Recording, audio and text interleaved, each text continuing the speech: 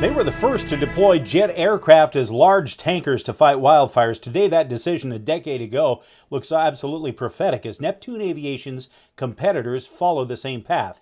Yet the company continues to thrive, helping to tackle the U.S.'s growing wildfire threat.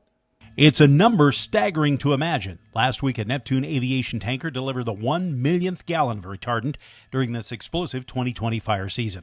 Aerial firefighting has been going through changes the past few years, and although demand remains high, the way of doing business is different, with the Forest Service using more call-when-needed aircraft. So there's two types of Forest Service contracts for these type of airplanes. We have a call-when-needed contract and exclusive use. Exclusive use contracts are contracts that we know have a start date and have an end date, and it's definitive time.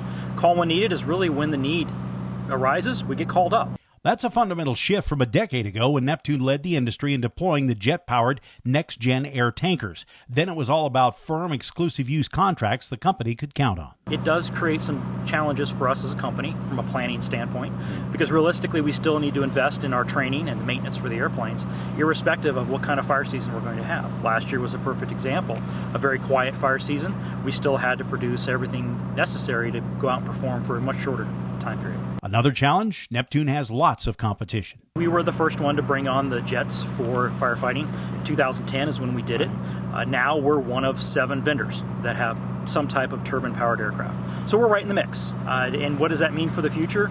We're always looking for what's next and how do we continue to have that sharpening edge to just be a little bit more competitive. But as with other aspects of the fire protection industry, Snyder says the hardworking team at Neptune, whether it's the pilots, the maintenance team, or the administrative staff, all recognize it's a cyclical business, and they're continuing to adapt and appreciate the support they receive from Missoula. We have roughly 230 employees out here, and the majority of them live in Missoula. We do have a few of our pilots that live elsewhere.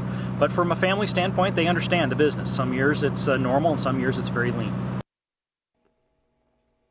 And it's not just Neptune's jets that have helped change aerial firefighting over the last decade.